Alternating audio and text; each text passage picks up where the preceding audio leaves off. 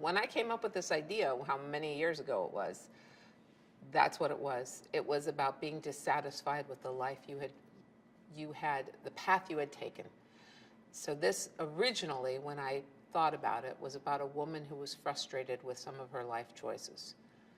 And it was about getting the opportunity to do everything you thought you ever wanted, only to understand that your original life wasn't such a mistake. It was a miracle. It is a love story. But first you have to fall in love with who you are.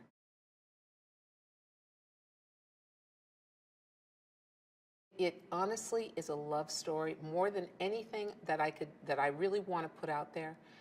I would say it's a love story about a woman who learns to fall in love with her life and her life choices. And that is what this movie is. It is a romantic comedy, but the other person in it is her.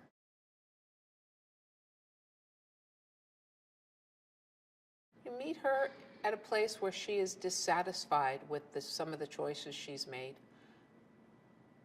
She thinks that because she's made these choices, she's sort of paralyzed to move forward. That one thing affected another in a sort of snowball of catastrophes.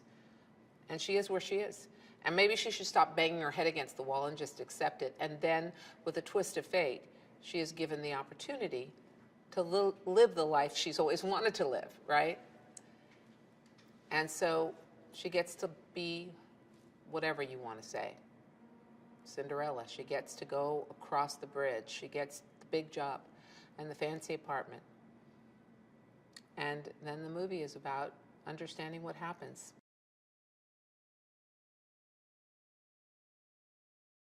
Pete had so many ideas that the script Justin and I gave him, while a good blueprint, was not what we shot. He really brought a lot. Humor, emotion, pathos. I've enjoyed every minute of working with him, and he's got great vision, and he's a very kind man and a very good director. Very good director.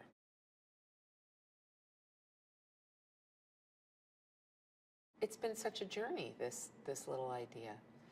And I get really happy because a few places said no, and it didn't stop us, and we kept trying.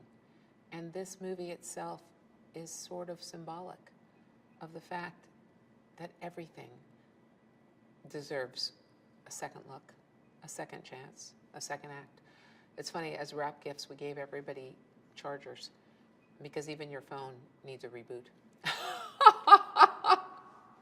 So, very excited.